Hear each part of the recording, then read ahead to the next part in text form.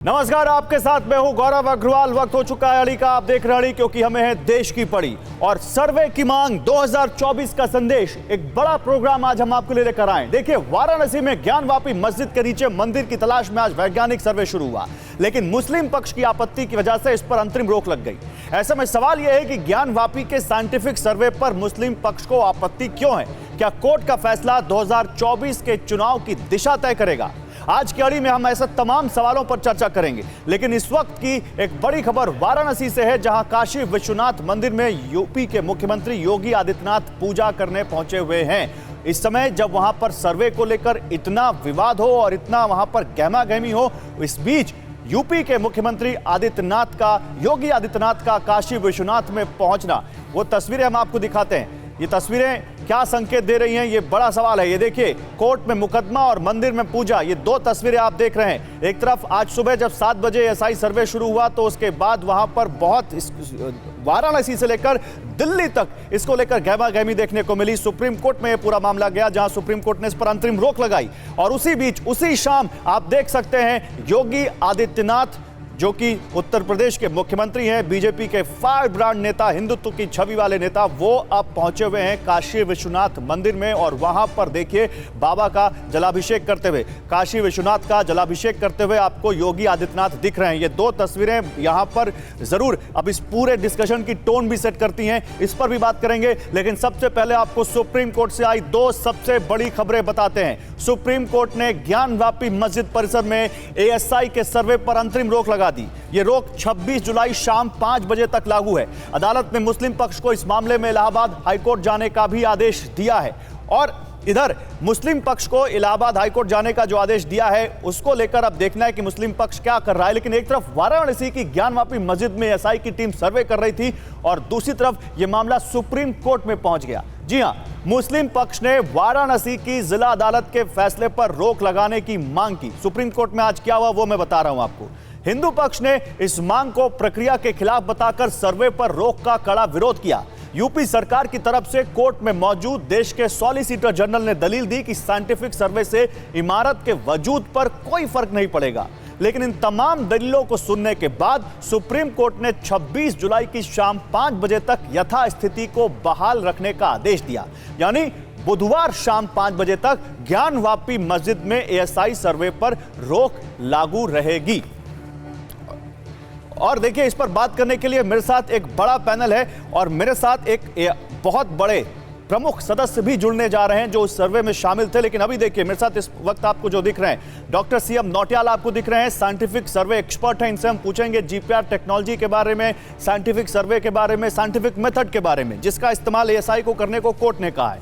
मेरे साथ राकेश त्रिपाठी दिख रहे हैं, बीजेपी के प्रवक्ता हैं और खुद जब मुख्यमंत्री योगी आदित्यनाथ जब पहुंचे हुए हैं इस वक्त काशी विश्वनाथ का वहां जलाभिषेक करने, तो इसके क्या राजनीतिक संकेत हैं और उस समय जब इतनी ज्यादा बातें हो रही हों, इस पर हम इनसे बात करेंगे अभी से लेकर 2024 तक की। दानिश कुरैशी मेरे साथ हैं, एआईएमआईएम के नेता, उनका क्या पक्ष है, वो क्या कहना चाहते हैं, वो कैसी पॉलिटिक्स देख रहे हैं, इस पर उनसे ही बात करेंगे। बहुत शुक्रिया आप लोगों का, आप सब लोग मेरे साथ बने रहिए। बहुत स्वागत है आपका टीवी9 भारतवर्ष पर। लेकिन देखिए, यहां पर आपको ये पूरा विवाद बताएं उससे पहले आपको ये बता देते हैं कि पूरा ये इतिहास क्या है।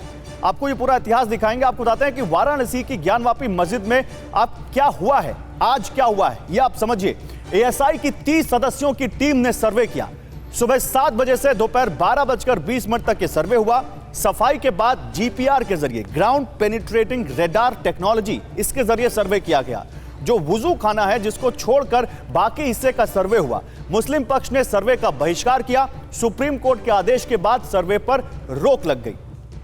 अब यहां पर यह है कि सवाल है कि अब सुप्रीम कोर्ट ने जो 26 तारीख तक रोक लगाई है, उसके बाद आगे क्या होगा, अभी ये सबकी नजरें इस पर टिकी हुई हैं। लेकिन ज्ञानवापी विवाद भी जल्दी से आपको एक नजर में दिखा देते हैं, फिर अपने मेहमानों के पास चलते हैं। ये आज का विवाद नहीं है, ये बहुत पुराना विवाद है। 1919 वाराणसी कोर्ट में इसको लेकर पहली याचिका डाली गई। ज्ञानवापी परिसर में पूजा की मांग की गई इस याचिका में। उसके बाद 1998 मस्जिद पक्ष इलाहाबाद हाईकोर्ट पहुंचा।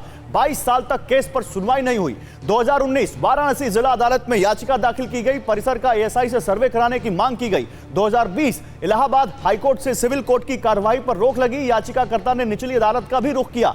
अप्रैल 2021 वाराणसी सिविल कोर्ट ने केस को दोबारा खोला। हाईकोर्ट से फिर से सिविल कोर्ट की कार्यवाही पर रोक लग गई। अगस्त 2021 5 महिलाओं ने सिविल जज के सामने अर्जी दी और श्रृंगार गौरी की रोजाना पूजा दर्शन की उन्होंने मांग की। अप्रैल 2022 सिविल कोर्ट ने सर्वे का आदेश दिया, वीडियोग्राफी का आदेश दिया। इलाहाबाद हाईकोर्ट में मस्जिद पक्ष की इसको लेकर याचिका खारिज हो गई। मई 2022 सर्वे में हिंदू पक्ष ने शिवलिंग मिलने का दावा किया, मुस्लिम पक्ष ने आकृति को वजू खाने का फव्वारा बताया। सेशन कोर्ट से हिंदू पक्ष को विवादित जगह की सील करने की मांग, सील के खिलाफ सुप्रीम कोर्ट में अपील हुई। सुप्रीम कोर्ट का विवादित जगह को सील करने का ही आदेश आया। फिर मई 2023 वाराणसी जिला अदालत में 4 महिलाएं अर्जी देती हैं और विवादित हिस्सा छोड़कर एएसआई सर्वे की मांग करती हैं। और जब हम आज बात कर रहे हैं जुलाई 2023, जिला जज का विवादित हिस्सा छोड़कर एएसआई सर्वे करने का आदेश आ गया और 4 अगस्त तक सर्वे रिपोर्ट करने का उन्होंने आदेश दिया। और देखिए, मैंने जैसा कि आपको कहा था कि सर्वे में शामिल एक प्रमुख सदस्य हमारे साथ लाइव होंगे। वो लाइव जुड़ चुके हैं। सुभाष नंदन चतुर्वेदी, जो कि हिंदू पक्ष के वकील हैं और सर्वे में भी शामिल रहे, इस वक्त हमारे साथ जुड़ चुके हैं। सुभाष जी, आपका स्वागत है। सुभाष जी, क्योंकि आप हिंदू पक्ष के वकील भी हैं और दूसरा आज सर्वे में भी शामिल रहे, तो आप बहुत अहम हो जाते हैं आज पूरे देश के लिए। आज आप बहुत अहम हो जाते हैं हमारे दर्शकों के लिए। तो सबसे पहला सवाल सर, आज सर्वे में क्या हुआ? सुभाष जी, आवाज आ रही है? आज सर्वे लगभग 7 बजे सारी टीमें आ गई। जी जी जी जी जी बताइए। 7 बजे जो है सुबह एएसआई की टीम वहां पहुंची मौके पर। हेलो, जी जी, आवाज आ रही है सुभाष जी, बोलिए। 7 बजे लगभग, जी जी आवाज़ आ रही है, आवाज़ आ रही है, बोलिए बोलिए। आवाज़ आ रही है, मुझे भी आ रही है, आपकी आवाज़ टीवी पर जा रही है, बोलिए। 7 बजे जो है, अच्छा 7 बजे एएसआई की टीम पहुंची उस ज्ञानवापी परिसर में और 7:30 पौने 8 बजे उन्होंने अपनी कार्रवाई को प्रारंभ किया। 42-43 लोगों की अपनी टीम थी उनकी। 42-43 लोगों ने उस बैरिकेटिंग के अंदर विवादित क्षेत्र में प्रवेश किया। प्रवेश करने के बाद उन्होंने मेजरमेंट शुरू कर दिया अपना, नाप जोख, फोटोग्राफी, वीडियोग्राफी, किन बिंदुओं पर उनको क्या करना है, कैसे सर्वे करना है, इन सब सारी चीज़ों की कार्रवाई वो आगे बढ़ाने लगे। उसके बाद जो है वो सारे जो है, चूँकि जो मुख्य गुंबज जो 3 आपका कहा जाए सेंट्रल डोमेन और 2 अन्य डोमेन जो है गुंबज जो है 3 गुंबज, उनमें ताला बंद था, इसलिए खुल नहीं पाया। भीतर एएसआई की टीम अभी नहीं पहुंच पाई।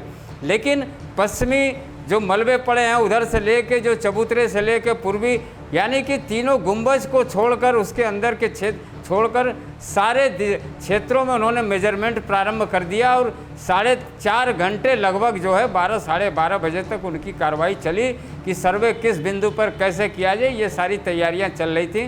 तब तक माननीय सुप्रीम कोर्ट का आदेश आया कि स्थगन आदेश आया कि इसको आप जो है 26 तारीख तक हाईकोर्ट में सुनवाई के बाद इसको कार्रवाई इसको करिएगा, तब तक इसको स्थगित रखा जाए। और पूरी टीम वहीं काम जो है बंद कर दी। ये आज पूरी घटना घटी है, बिना छुए, बिना समझ लीजिए कहीं खुदाई नहीं हुई है। सामान्य जो है कहा जाए सर्वे जो आज एएसआई ने किया है। सुभाष जी, जीपीआर टेक्नोलॉजी का इस्तेमाल भी किया गया क्या आज? जीपीआर इनकी जो तमाम टेक्नोलॉजी मशीनें थी वो जगह जगह सेट कर रहे थे, लेकिन अभी इन्होंने कोई कार्रवाई नहीं की है, अपना कार्यक्रम शुरू नहीं किया है। लेकिन मशीनों को इन्होंने कई जगहों पे सेट कर दिया था ताकि ये जीपीआर जो है शुरू किया जाए। लेकिन तब तक जो कोर्ट का आदेश आया इसलिए काम आगे बढ़ नहीं पाया है और बीच में ही स्थगित करना पड़ गया। तो मशीनें ये कई जगह 2-3-4 जगहों पे इन्होंने मशीनों को जो बैठा दिया था, इनके रडार वगैरह जो है इन्होंने जो लगाया अपना जो है वो सारे लगाए थे। लेकिन अभी इस पर कहीं कोई एक्शन में या कार्रवाई खुदाई वगैरह ये कुछ अभी किए नहीं हैं। ठीक है सुभाष जी, क्योंकि आपकी बातें सबसे बड़ी गवाही हैं आज के सर्वे की और बहुत अहम बातें आप बता रहे हैं, तो मैं चाहूंगा कि आप रहिए मेरे साथ आप भी मेरे साथ हैं। लेकिन मैं सर्वे को लेकर सीधे यहाँ पर अब जो हमारे साथ दूसरे गेस्ट हैं दानिश कुरैशी के पास जाना चाहता हूँ। दानिश कुरैशी, सर्वे को लेकर विवाद क्यों? देखिए, मुझे लगता है कि बात शुरुआत से ही अगर हम देखे जाए तो बेसिस ऑफ वर्शिप एक्ट को लेकर के जिस तरह का मामला है, उन चीज़ों को जिस तरह से साइडलाइन करके चीज़ सेटल डाउन की जा रही हैं, कहीं ना कहीं वो मामला जो है वो मुझे लगता है कि प्रॉब्लमेटिक है। देश के अंदर में हमने पहले भी देखा कि जिस तरह से बाबरी मस्जिद वाला फैसला आया हमने वो देखा, और उसके अंदर में जो जजमेंट आया उसमें places of worship of act का जिस तरह से जिक्र किया गया, ये सारी चीजें हमारे सामने होने के बावजूद भी जो प्रोसेस किया जा रहा है वो कहीं ना कहीं मुझे लगता है कि कहीं सवालों के घेरे में है। ठीक है, मैं अब बीजेपी से भी एक रिएक्शन लेता हूं। क्या कहना है आपका इस पर, राकेश त्रिपाठी जी, जो ये कह रहे हैं प्लेसेस ऑफ वर्शिप एक्ट घूम घुमा के वहीं पे आ रहा है? देखिए गौरव जी, जो भी कहना और करना है वो इस समय गेंद न्यायपालिका के पाले में है। ऑनरेबल कोर्ट में इस देश के सभी देशभक्त नागरिकों की आस्था है, विश्वास है, और सब न्यायपालिका के निर्णय का सम्मान करेंगे। लेकिन ये जो कुतर्क बार बार गढ़ने का प्रयास किया जाता है कि प्लेसेस ऑफ वर्शिप एक्ट 1991 के कारण इस पर सुनवाई नहीं हो सकती है, इस पर कोई कोर्ट फैसला नहीं कर सकती है, तो ये बात इन लोगों को समझनी चाहिए कि इस मसले को लेकर के पहले भी हाई कोर्ट, सुप्रीम कोर्ट, जिला अदालत में ये मामला बार बार जा चुका है। किसी भी प्रक्रिया पर अब तक कहीं भी इस आधार पर रोक नहीं लगाई गई है कि ये प्लेसेस ऑफ वर्शिप एक्ट 1991 को वायलेट करता है। कोर्ट के भीतर ये दलील, ये तर्क क्यों नहीं जाकर के रख देते हैं दानिश कुरैशी साहब कि ये प्लेसेस ऑफ वर्शिप एक्ट का मामला, इसमें तो सुनवाई नहीं हो सकती है, इसमें किसी प्रकार का कोई निर्णय नहीं हो सकता है। इसलिए मुझे लगता है कि कम से कम प्लेसेस ऑफ वर्शिप एक्ट 1991 को लेकर के अपनी समझदारी ठीक करे। इस पूरे मामले को न्यायपालिका सुन सकती है। न्यायपालिका ने सुन करके अपने फैसले कोर्ट बिलों ने पारित किए हैं, सेशंस कोर्ट ने पारित किए हैं। सेशंस कोर्ट के फैसले को लेकर के आप सुप्रीम कोर्ट गए थे और सुप्रीम कोर्ट ने बिना मेरिट पर विचार करते हुए स्पष्ट तौर पर कहा है कि हम मेरिट पर विचार नहीं कर रहे हैं, हम चूंकि ये इनकी याचिकाकर्ता की अपील है कि हमें इस सेशंस कोर्ट के फैसले की अपील करने का समय नहीं मिला है, इसलिए वो समय दिलाया जाए। ये एक लॉजिकल तरीके से सुप्रीम कोर्ट ने वो समय दिया है 2 दिन का, कि 2 दिन के भीतर आप हाईकोर्ट जाइए, हाईकोर्ट के सामने अपने तथ्य, अपने तर्क, अपने साक्ष्य लेकर के जाइए और जो फैसला आएगा उसको स्वीकार करिए। लेकिन संकट ये है कि अपनी आस्था, अपने विश्वास पर आपको भरोसा नहीं है। नहीं, इस बारे में क्योंकि कानूनी जानकार हमारे साथ सुभाष जी भी हैं, उनसे भी बात करेंगे, और हमारे साथ इस तकनीक के जानकार, ये जो ग्राउंड पेनिट्रेशन रेडार टेक्नोलॉजी है, ये क्या कैसे काम होती है, जो साइंटिफिक मेथड है कैसे काम करते हैं, इसके जानकार भी हमारे साथ हैं। इस वक्त साइंटिफिक सर्वे एक्सपर्ट हमारे साथ नौटियाल जी हैं। नौटियाल सर, मैं आपके पास आता हूं, लेकिन देखिए आज जो सुप्रीम कोर्ट में जब पहुंचा मुस्लिम पक्ष, और उसने जो वहां पर सबसे ज्यादा जिस बात को लेकर आपत्ति जताई वो थी खुदाई को लेकर, कि सर्वे में खुदाई का अंदेशा उनको था, उन्होंने ये अंदेशा जताया। बड़ी बात यह है कि जिला अदालत ने अपने आदेश में भी जरूरत पड़ने पर खुदाई करने का भी साफ साफ आदेश दिया है। तो आइए आपको वो फैसला समझा देते हैं। वो फैसला मेरे हाथ में भी है, वो कॉपी आप देख रहे हैं, ये कॉपी मेरे हाथ में भी है। इस कॉपी में देखिए जो ऑर्डर है उसमें कहा गया है एएसआई के निदेशक को निर्देश दिया जाता है कि जो संपत्ति सवालों में है उसकी वैज्ञानिक जांच, सर्वे, खुदाई करें। प्लॉट नंबर 9130 में ये सब कुछ उस हिस्से को छोड़कर किया जाए जिसका जिक्र माननीय सुप्रीम कोर्ट के 17 मई 2022, 20 मई 2022 और 11 नवंबर 2022 के Anjuman Intezamia Masajid committee Varanasi versus Rakhi Singh and अन्य के केस वाले आदेश में है। एएसआई के निदेशक को यह भी निर्देश दिया जाता है कि वो जीपीआर सर्वे, खुदाई, डेटिंग मेथड और दूसरी आधुनिक तकनीकों के जरिए यह पता लगाएं कि क्या मौजूदा इमारत पहले अस्तित्व में रहे किसी हिंदू मंदिर के ऊपर बनाई गई है। यह उन्होंने कहा है। और उन्होंने इस आगे क्या कहा, खुदाई को लेकर उन्होंने क्या कहा, यह भी आप सुनिए जल्दी से। वो उन्होंने कहा कि एएसआई के निदेशक को निर्देश दिया जाता है कि वो इमारत की पश्चिमी दीवार के नीचे ग्राउंड पेनेट्रेटिंग रेडार यानी जीपीआर सर्वे करें और जरूरत पड़े तब खुदाई करें। इसमें साफ साफ लिखा है if required, conduct excavation if required. ASI के निदेशक को यह भी निर्देश दिया जाता है कि वो जीपीआर सर्वे करें, जहां भी जरूरत हो वहां खुदाई करें, डेटिंग एक्सरसाइज करें और इमारत की उम्र और प्रकृति पता लगाने के लिए दूसरे वैज्ञानिक तरीकों का इस्तेमाल करें। यह साफ साफ लिखा है इसमें। लेकिन उन्होंने यह भी कहा है कि किसी भी तरह से इमारत को नुकसान नहीं पहुंचना चाहिए, यह भी उन्होंने साफ साफ कहा है। तो मैं जल्दी से यहां पर नौटियाल जी को लाना चाहता हूं और नौटियाल जी से इस बारे में साफ लेना चाहता हूं, लेकिन नौटियाल जी के पास जाएं उससे पहले आइए आपको, क्योंकि श्रृंगार गौरी का भी ये पूरा मामला है। श्रृंगार गौरी को लेकर आपके मन में अगर जिज्ञासा हो कि ये श्रृंगार गौरी का मंदिर ज्ञानवापी परिसर में कहां है, तो 2 तरीके से आपको बताते हैं। पहले ये सैटेलाइट इमेज के थ्रू, ये देखिए, ये अगर आप देखें तो ये कॉरिडोर है काशी विश्वनाथ कॉरिडोर। यहां आप देखें तो ये है आपका काशी विश्वनाथ मंदिर। ये जो आप देख रहे हैं ये काशी विश्वनाथ मंदिर है, जहां पर योगी आदित्यनाथ पहुंचे हुए थे थोड़ी देर पहले और काशी विश्वनाथ का अभिषेक कर रहे थे। अभी हमने आपको दिखाया था।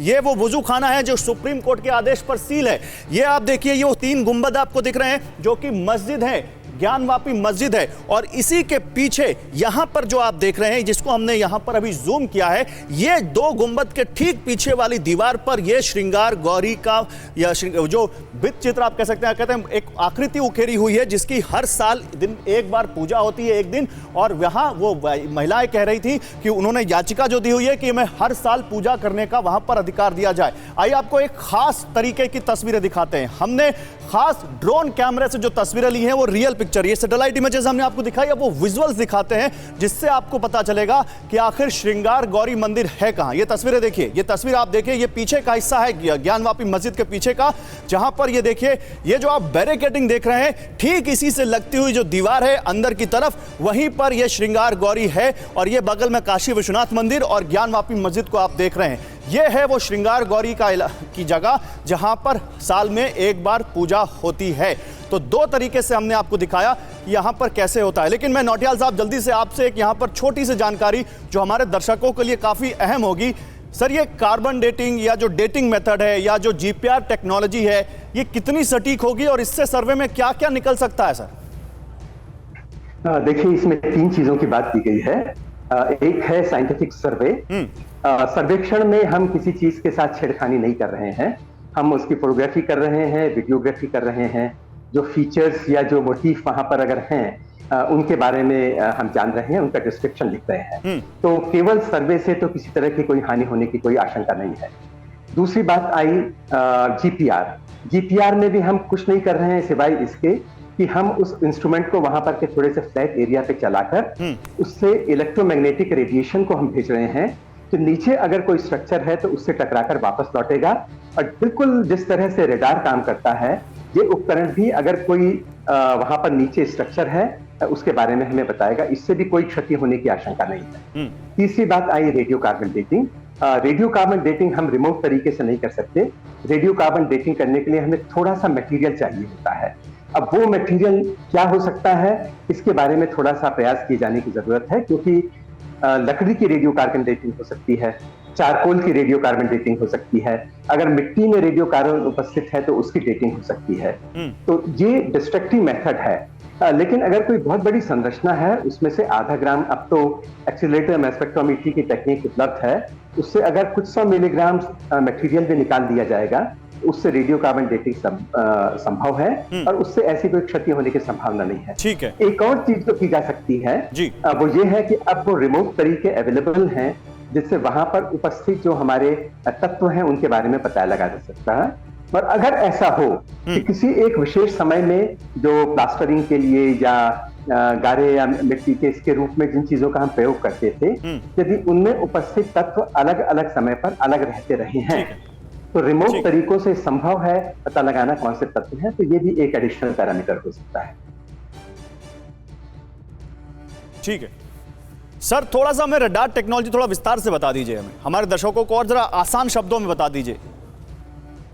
ग्राउंड जीपीआर का पूरा रूप है ग्राउंड पेनिट्रेटिंग रडार, यानी इससे जो विद्युत चुंबकीय तरंगे भेजी जाती हैं वो जमीन को पेनिट्रेट करके, जमीन को चीर के वो दूर तक जा सकती हैं। कितनी दूर तक जाएंगी ये उनकी ऊर्जा पर निर्भर करेगा, और जिस ऊर्जा की होंगी उतनी गहराई तक जाएंगी, और वहां पर अगर कोई चीज इनको परावर्तित कर देती है, उससे टकरा कर ये वापस आ जाती हैं, तो हम ये अंदाजा लगाते हैं कि वहां पे कोई चीज उपस्थित है या नहीं है। इसके अलावा जियोफिजिकल आर्कियोलॉजी भी एक चीज होती है, वो भी करीब करीब यही चीज है। उसमें 500 मेगाहर्ट्ज के आसपास का जो रेडिएशन है वो भेजा जाता है, इलेक्ट्रोमैग्नेटिक या विद्युत चुंबकीय तरंगे भेजी जाती हैं। ये ऊपर से भी किया जा सकता है, काफी दूर से भी किया जा सकता है।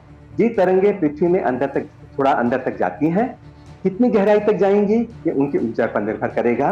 कितना सर, उनका तो ये जो कुछ आप बता रहे हैं, इससे क्या इमारत को कोई नुकसान पहुंच सकता है? क्या इमारत को किसी तरह का कोई क्षति पहुंचेगी? नहीं, इससे इमारत को क्षति नहीं पहुंचेगी। और सच तो यह है कि अगर खुदाई भी की जाती है और सावधानी से इन सब सर्वेस को करने के बाद खुदाई ऐसी जगह पे की जाती है जिससे स्ट्रक्चर तक कोई झटका नहीं पहुंचे, कोई नुकसान नहीं पहुंचे, और धीरे धीरे की जाए, तो मेरे ये पर्सनल ओपिनियन है, मेरा ऑब्जर्वेशन है कि शायद उससे भी बिल्डिंग को नुकसान नहीं पहुंचेगा, but it has to be done very carefully. जी, बहुत बहुत शुक्रिया आपका हमसे जुड़ने के लिए डॉक्टर सीएम नौटियाल, धन्यवाद आपका अपना टाइम हमें देने के लिए। लेकिन मैं एक बार फिर से सुभाष नंदन चतुर्वेदी जी आपके पास आऊंगा। सुभाष नंदन जी, देखिए, एक दिन में और वो भी कुछ घंटों में तो किसी नतीजे पर पहुंचना बहुत ही मुश्किल है, लेकिन सर्वे में क्या कुछ आज आप लोगों ने कुछ देखा क्या? देखिए, जो सर्वे पिछले वर्ष भी जो हुआ था 2022 में 6, 7 और 14, 15, 16 मई को, वो साधारण सर्वे कमीशन बाहरी दीवारों को हम लोगों ने देखा था, परिसर को आज भी हम लोगों ने देखा है। अब एएसआई जो अंदर जो है ज़मीन के अंदर, उस तहखाने के अंदर, उस दीवारों के अंदर क्या इनका जो है क्या नेचर है, क्या इनका एज है, ये अभी उस स्थिति में हम नहीं पहुँचे हैं। अभी तो केवल जो है एएसआई के टीम ने अपनी सेटिंग कहा जाए कि व्यवस्था अपनी बनाई है, अपने जो है ये मेजरमेंट उन्होंने किया है कि हम बिंदु तय किए हैं कि कहाँ हम किस स्थिति में कैसे जो है हम ये सर्वे करेंगे, जांच करेंगे। अभी इसी में उन्होंने 4 साढ़े 4 घंटे बिताए हैं। उसके बाद अब आगे की कार्रवाई जो शुरू होती, मशीनों को भी 2-3 जगह पे उन्होंने बैठाया था कि जो है हम इसकी जांच करेंगे, तब तक जो है माननीय सुप्रीम कोर्ट का आदेश आया और काम को रोकना पड़ गया है। तो आज इतना आसान और इतना कम समय में होना भी नहीं, इसमें काफ़ी समय लगेगा। एएसआई के सर्वे में कई दिन लग सकते हैं, महीनों लग सकते हैं, क्योंकि उस परिसर के एक एक बिंदु को, एक एक कोने को, एक एक दीवालों को, एक एक ज़मीन के अंदर एक एक जगहों का सर्वे करना है, क्योंकि हम लोगों की जो मांग है, इसलिए जो इसमें काफ़ी समय लगेगा। और आज एएसआई चूँकि ठीक है, बहुत अच्छी चीज़ है, पहला कदम हम लोगों ने बढ़ा दिया है, एक कदम हम लोग बढ़े हैं। और हाईकोर्ट से भी हमें पुनः आदेश मिलने के बाद हमारे जो याचिका जो हमने प्रार्थना पत्र दिया है एएसआई जांच का, उस पर पुनः जो है फिर से शुरू करने का आदेश आएगा, और तब तक हम लोग इंतजार कर रहे हैं। ठीक है, आप रहिए मेरे साथ। चलिए, तो ये तो हो गया ये तकनीकी पक्ष, लेकिन मैं अब जरा राजनीतिक पक्ष पर इस पर बात करूंगा। राकेश त्रिपाठी, मैं आपके पास आता हूं, लेकिन इसी बीच देखिए, इसको लेकर जो राजनीतिक बयान आ रहे हैं वो भी सुनाने बहुत जरूरी है। ज्ञानवापी का मामला कोर्ट में है, लेकिन इस पर राजनीति जमकर हो रही है। सुप्रीम कोर्ट में आज की सुनवाई और आदेश पर आपको यूपी के डिप्टी सीएम केशव प्रसाद मौर्य और फिर समाजवादी पार्टी के सांसद एसटी हसन की बातें सुना देते। सत्य परेशान हो सकता है, परास्त नहीं हो सकता। शिव ही सत्य हैं। ओम नमः शिवाय, हर हर महादेव। 1991 का वर्शिप एक्ट सबको मालूम है। ज्ञानवापी, उसके बाद न जाने कौन कौन सी मस्जिदें, और सब मिला के 3000 मस्जिदों के ऊपर प्रॉब्लम खड़ी करना चाह रहे हैं। तो ये आखिर इस देश में करना क्या चाहते हैं? देखिए राकेश जी, धर्म पर राजनीति नहीं होनी चाहिए, आप ही लोग कहते हैं, और कोर्ट में मुकदमा है, उसके बावजूद मौर्य जी ने कह दिया शिव ही सत्य है। मतलब फैसला आ गया आप बीजेपी की तरफ? कोई संदेह है क्या? नहीं, स्पष्ट तौर पर समझ लीजिए, शिव सत्य है, इस बात में किसी को कोई संदेह है क्या? मुझे लगता है दानिश कुरैशी को भी इसमें संदेह नहीं होगा। शिव सत्य है और सत्य ही सुंदर है, ये सत्यम शिवम सुंदरम की कल्पना पर किसी को कोई परहेज है क्या? ये तो सूत्र वाक्य है, भारत के संविधान ने इसको स्वीकार किया है, भारत का आम जनमानस इसको स्वीकार करता है। इस वाक्य में तो किसी प्रकार की आपत्ति नहीं हो सकती। नहीं, देखिए, इस बात में मैं आपका सवाल क्या है और उसका जवाब क्या है, उसको साथ आप जोड़कर कैसे देखना चाह रहे हैं, ये आपका अपना मंतव्य हो सकता है। लेकिन शिव सत्य है और सत्य जो है वो सुंदर है, इसमें किसी प्रकार की कोई आपत्ति नहीं हो सकती है। श्रावण मास चल रहा है इस समय, करोड़ों भक्त इस समय अपने भगवान पर इस समय रुद्राभिषेक करते हैं, उन पर जल न्यौछावर करते हैं, जल चढ़ाते हैं उन पर, इसमें किसी प्रकार की कोई आपत्ति नहीं हो सकती है। लेकिन इस मसले को लेकर के मेरा इतना कहना है कि अपने अपने विश्वास है, अपने अपने बिलीफ है, अपनी अपनी आस्था है। दानिश कुरैशी की अपनी आस्था है, इनको अपने खुदा पर भरोसा रखना चाहिए और खुदाई से नहीं डरना चाहिए। हिंदू पक्ष को अपने आदि विश्वेश्वर पर, काशी विश्वनाथ पर भरोसा रखना चाहिए और उनको इसके साथ विश्वासी बनना चाहिए, अपनी आस बनाए रखनी चाहिए। अपने आस्था के पक्ष में तथ्य, तर्क और साक्ष्य ये कोर्ट में कसौटी पर कसे जाएंगे। नहीं तो और इसीलिए साक्ष्यों के संकलन के लिए ही अपेक्षा है क्या? इंडिया की बात है, कोर्ट से भी इसी सत्य की अपेक्षा है राकेश त्रिपाठी? मुझे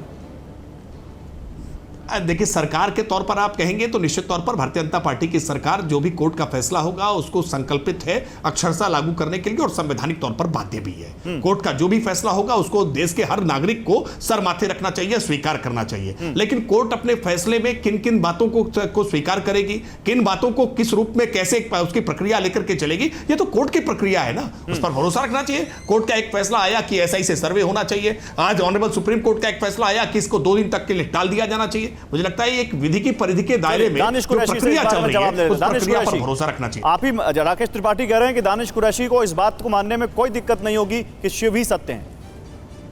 देखिए, ये बात बिल्कुल हकीकत कह रहे हैं, लेकिन सवाल ये है कि जब भारतीय जनता पार्टी के नेता जब बात करते हैं ना, तो उन बातों को समझने की जरूरत है, और सीधे सीधे तौर पर अगर आप चीजों को समझेंगे तो समझ में आएगा। भारतीय जनता पार्टी हमेशा से ही देश में इस प्रकार की राजनीति करती आई है। हमने देखा किस तरीके से 1990 के दशक में उन्होंने क्या किया, सारी दुनिया ना वाकिफ नहीं है उससे। हमने देखा उसके अंदर में आज तक बाबरी मस्जिद के शहीद करने वाले लोग थे, क्या हुआ उनका, क्या कोई फैसला आया उस पर? नहीं आया। तो सवाल यह है कि जब सवालों का घेरा, जब एक वर्ग जो सवालों के घेरे उसमें है, जब हम ये कह रहे हैं कि भाई प्लेसेस ऑफ वर्शिप एक्ट की जब बात है, तो आप उन चीजों को वो एक्सक्लूड ही किस तरह से कर सकेंगे कि जब अगर एक कानून ही नाफिज है यहाँ पर, तो उन चीजों को आगे बढ़ाने कर अल्टीमेट आप कहां ले जाकर खड़ा करेंगे? ये सबसे बड़ा प्रश्न है।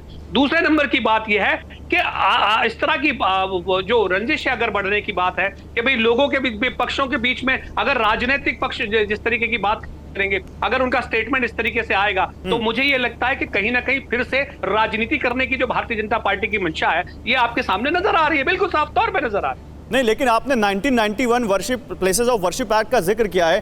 ये मैं कुछ ग्राफिक्स दिखाऊं उससे पहले जल्दी से सुभाष नंदन जी से एक रिएक्शन ले सकता हूं। सुभाष नंदन जी, आप हिंदू पक्ष के वकील हैं, मुस्लिम पक्ष बार बार इस एक्ट का जिक्र कर रहा है, इसकी क्या काट है आपके पास? देखिए, 1991 प्लेसेस ऑफ वर्शिप एक्ट जो है, इसकी पूरी जानकारी मुस्लिम पक्ष को या तो नहीं है या तो ये भ्रमित करते हैं।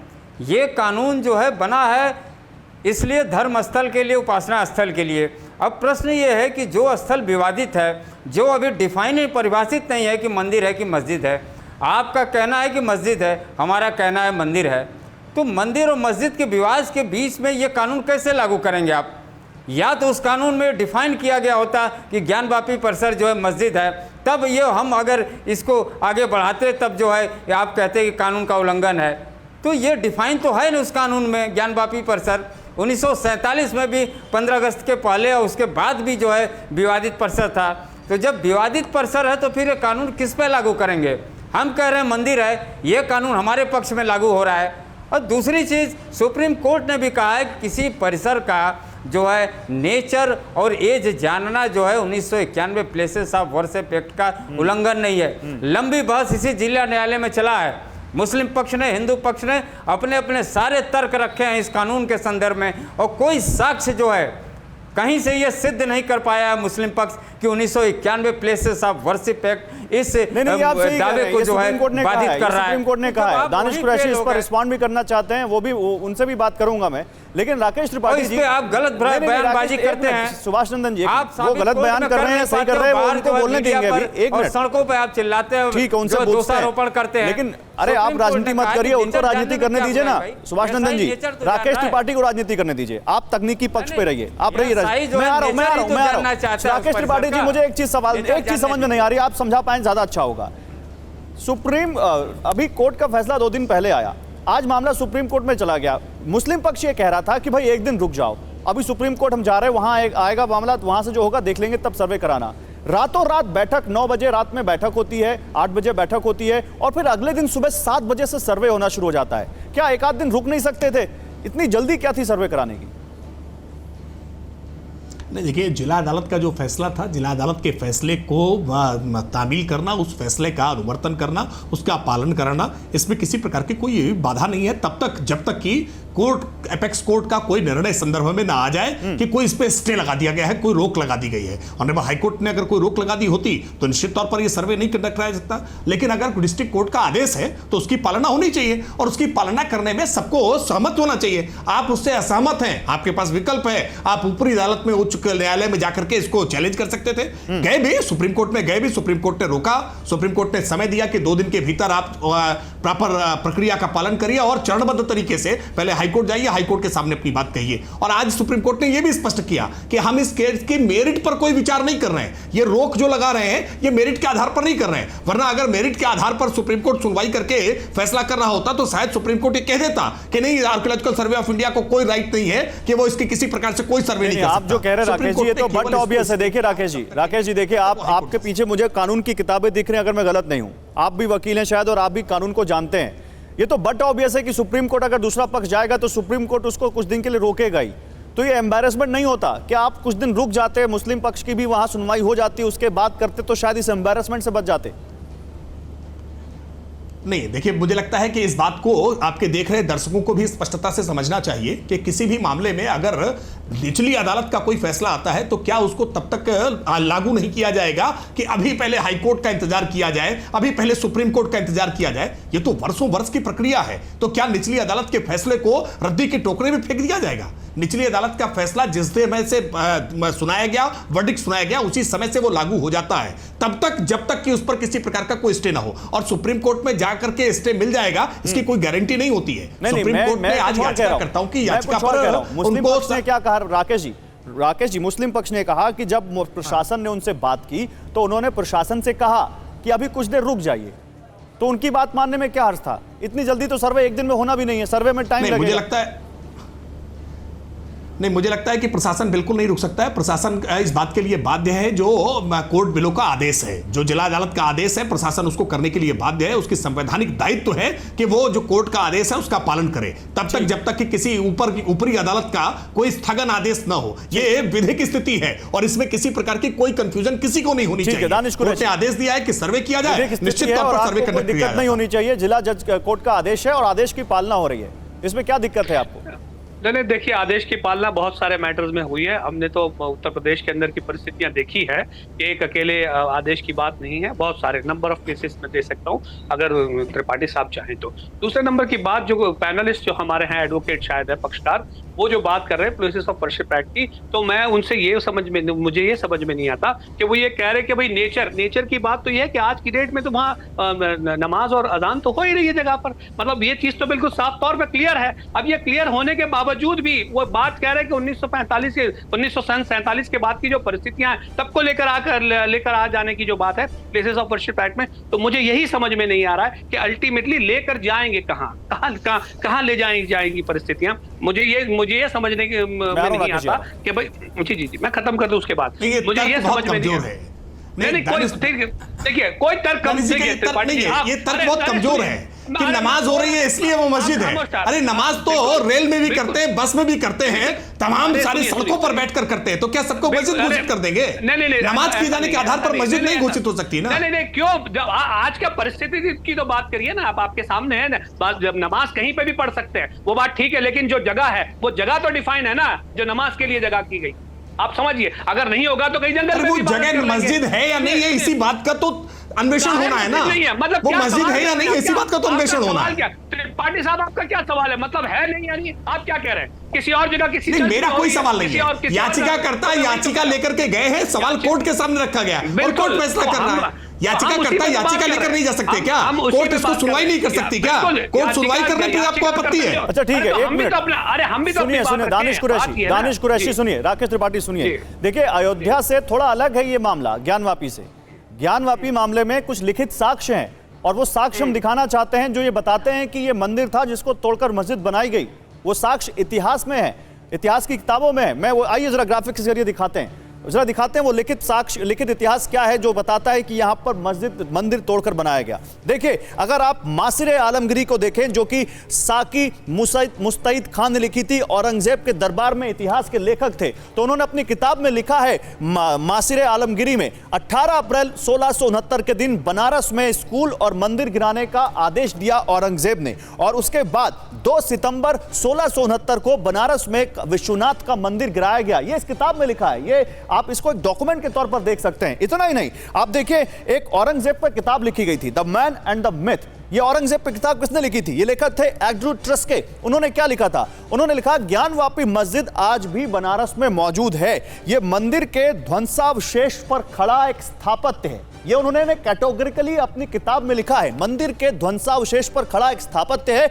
ये मुगल आधिकारिता से नाफरमानी का परिणाम है, यानी राजा ने तुड़वा दिया, मुगल राजा ने उसको, और वहां पर मस्जिद बनवा दिया। तो ये तो इतिहास में भी दानिश कुरैशी लिखा हुआ है। और आप जिस नेचर की बात कर रहे हैं, तो नेचर तो इधर भी दिख रहा है। तो सुनिए, मैं आपको बताऊं, बाबरी मस्जिद के फैसले में क्या आया, चलिए बताइए आप मुझे। अल्टीमेट क्या फैसला आया? क्या पक्ष में आके खड़ा हो गया मामला? आप मुझे बताइए। तो मैं वही तो कह रहा हूं ना कि जब आप बात कर रहे हैं वहां पर, अगर तथ्यों की बात थी तो तथ्य कहां थे बताइए। तो आप सुप्रीम कोर्ट में जो पेश किए गए उन तथ्यों की बात करिए, आप उन जजमेंट पे उस पर बात करिए आप। बताइए क्या मुख्य मुद्दे थे उसके, बताइए आप ये कह रहे हैं दानिश कुरैशी कि देश की सबसे बड़ी अदालत बिना तथ्य के फैसला दे रही है, आप ये कह रहे हैं? नहीं, आस्था के आधार आप पे दिया कंटेम गया कर रहे हैं ना। कोर्ट को। आस्था के आधार पे नहीं दिया गया, बताइए तो। कोर्ट आस्था के आधार पर बोलता है। दानिश कुरैशी क्या बात कर रहे हैं? पर दिया गया, अभी तक साक्ष्यों के आधार पर अच्छी बातें कर रहे हैं, वकीलों के समर्थन में आप कुछ भी बोलने लग गए। कोर्ट बिना तथ्य के आधार पर फैसला दे रही है, ये बात कर रहे हैं आप? क्या बात कर रहे हैं दानिश कुरैशी? कैसे बोल रहे हैं आप ये चीज? मुझे बताइए ना। सुप्रीम कोर्ट आस्था पर फैसला दे रही है, सुप्रीम कोर्ट सबूतों पे फैसला नहीं दे रही, आप ये कह रहे हैं? तो गजब बात कर रहे हैं टीवी पर बैठ के आप। अरे 1947 आपने सुप्रीम कोर्ट को कह दिया बिना सबूतों के आधार पर वो फैसला दे रही है, आपने ये कह दिया, ये बहुत बड़ी बात कह दी आपने। तर्क नहीं है, सबूत नहीं है, आस्था के आधार पर फैसला दे रही है कोर्ट, देश की सबसे बड़ी अदालत। बताइए आप, नहीं बताइए आप। नहीं, मैं क्या बताऊं, मुझे तो ये पता है, मेरी छोटी सी समझ ये कहती है कि देश की कोई भी अदालत आस्था पर नहीं, तथ्य के आधार पर, सबूत के आधार पर फैसला देती है। मेरी भी छोटी सी समझ में इजाफा कर दीजिए। आप ये कह रहे हैं कि सुप्रीम कोर्ट के जजों ने व्यक्तिगत आस्था के आधार पर फैसला दे दिया, आपने कह दिया व्यक्तिगत आस्था के आधार पर सुप्रीम कोर्ट ने फैसला दे दिया। राकेश त्रिपाठी कुछ बोलना चाह रहे हैं, सुनिए राकेश त्रिपाठी क्या कह रहे हैं। राकेश त्रिपाठी क्या कह रहे हैं, सुनिए दानिश कुरैशी क्या कह रहे हैं। संदर्भ में स्पष्ट कर दूं, मैं देखिए राम मंदिर के संदर्भ में स्पष्ट कर दूं, बाबरी विवादित ढांचे को लेकर के चाहे वो कोर्ट बिलो का आदेश था, वो हाई कोर्ट का आदेश था, वो सुप्रीम कोर्ट का आदेश था, इन सारे आदेशों को अगर आप विस्तार से पढ़ेंगे तो आपको समझ में आ जाएगा दानिश कुरैशी कि ये आस्था के आधार पर नहीं, ये तथ्यों के आधार पर, तर्कों के आधार पर, साक्ष्यों के आधार पर लंबी बहस के बाद, हर दलील को कसौटी पर कसने के बाद ये फैसला आया है और हर स्तर पर यह स्वीकार किया गया कि वहां पर राम जन्मभूमि थी, राम जन्मभूमि है और राम जन्मभूमि ही रहनी चाहिए, इसलिए हर स्तर पर माना गया। आप मुस्लिम पक्ष ना इसमें कोर्ट बिलो में जीता था, ना मुस्लिम पक्ष हाई कोर्ट जीता था, ना मुस्लिम पक्ष सुप्रीम कोर्ट जीता, इसलिए दानिश कुरैशी मैं दूसरी बात कह रहा हूं, दानिश कुरैशी के साथ क्या है, ये आस्था को मानने को तैयार नहीं है, ये धर्म ग्रंथ को मानने को तैयार नहीं है, ये पुराण को मानने के लिए तैयार नहीं है, ये शास्त्र को मानने के लिए तैयार नहीं है, ये आज किसी वेद को मानने को तैयार नहीं है, ये आज इस्लामिक लेखकों द्वारा लिखी गई पुस्तकों को मानने को तैयार नहीं है, ये आज क्रिश्चियन लेखकों के द्वारा जो विदेशी इतिहासकार है उनके द्वारा लिखी गई पुस्तकों को मानने को तैयार नहीं है। ये राकेश त्रिपाठी सुन ले क्या कह रहे हैं दानिश कुरैशी, एक मिनट राकेश त्रिपाठी सुन ले दानिश कुरैशी क्या कह रहे हैं, Danish Qureshi 20 second, Danish Qureshi 20 second, Danish Qureshi 20 second बोलिए क्या कह रहे हैं आप। नहीं, मैं उनसे सिर्फ ये पूछ रहा हूं कि अगर मामला ऐसा था तो फिर मस्जिद के लिए जगह क्यों दी गई, ये बताइए मुझे। चलिए राकेश त्रिपाठी जवाब दीजिए 20 सेकंड, फिर सुभाष मस्जिद के लिए जगह नहीं, मस्जिद के लिए देखिए कोर्ट के पास इनहेरेंट पावर होती है, कोर्ट अपनी इनहेरेंट पावर से किसी प्रकार तो वही तो मैं कह रहा हूं ना, वही मैं कह रहा हूं, बिल्कुल इनहेरेंट पावर है तो दे सकती है, कोर्ट का इनहेरेंट पावर था ही, वही तो हम कह रहे हैं। सदा शहता भी कोई चीज होती है दानिश कुरैशी, राम जन्मभूमि के संदर्भ में सदा शहता भी कोई चीज होती है, कोर्ट का बड़ा दिल है, नहीं चाहते थे कि मुस्लिमों को ठेस पहुंचे इसलिए उनको दे दिए। सुभाष नंदन जी से बात कर लेता हूं मैं। सुभाष नंदन जी, ये देखिए अब यहाँ पे अयोध्या का रेफरेंस बार बार आ रहा है, तो क्या ये मामला भी अयोध्या की तरह ही देख रहे हैं क्या आप? नहीं, अब आपको बता दें गौरव जी कि अयोध्या का मामला दूसरा था और ये ज्ञानवापी का मामला दूसरा है। अयोध्या में सारे साक्ष्य जमीन के अंदर जो है दबे पड़े थे, जितना भी इतिहास उस राम जन्मभूमि का था, मंदिर का था, ऊपर के भाग को तोड़ दिया गया था और सारे साक्ष्य एएसआई ने खुदाई करके जुटाए थे और उन्हीं प्रमाणों और साक्ष्यों के आधार पर माननीय न्यायालय ने फैसला दिया था। तो आप यहाँ तो सारे जरूरी है और इसीलिए जमीन के बाहर दिखाई दे रहे हैं। ठीक है, बहुत शुक्रिया सुभाष जी, बहुत शुक्रिया दानिश कुरैशी, राकेश त्रिपाठी, बहुत शुक्रिया आपका। लेकिन चलते चलते देखिए शो में समय कम है, आपको बता दें कि आखिर क्या कैसे होता है सर्वे। आप देखिए जीपीआर क्या है, किसी भी ऐतिहासिक चीज की प्रामाणिकता, उससे जुड़े पुख्ता साक्ष्य जुटाने के लिए साइंटिफिक सर्वे किया जाता है और इसीलिए आज वहां पर टीम पहुंची थी। चट्टान, मिट्टी, नींव, दीवार के अंदर की जांच GPR ground penetrating radar technology से होती है। किसी भी चीज को बिना खोदे या तोड़े इस तकनीक से जांच की जा सकती है और इसीलिए इसका इस्तेमाल हो रहा है। सतह के नीचे मौजूद चीजों की जानकारी करीब 11 से 15 फीट तक क्या रहा नीचे, वो इस तकनीक से जानकारी जुटाई जा सकती है। अब सर्वे में क्या निकल कर आता है ये तो भविष्य बताएगा, लेकिन जीपीआर रेडियो सिग्नल भेजता है और उससे वो चीजें पता चलती हैं उसको कि आखिर ये क्या हो रहा है। किसी चीज से टकराने पर उसकी रीडिंग की जाती है कि आखिर ये क्या चीज है, क्या इससे पहले कुछ यहां पर था कि नहीं था। रीडिंग को पैराबैलाज कहा जाता है। अब ये जो टेक्नोलॉजी है क्या निकाल कर लाती है, पैराबैलाज से किसी तत्व की जानकारी वहां पर मिलती है नहीं मिलती है, सब कुछ इसी पर टिका है और देखते हैं कि आगे क्या निकल कर आता है।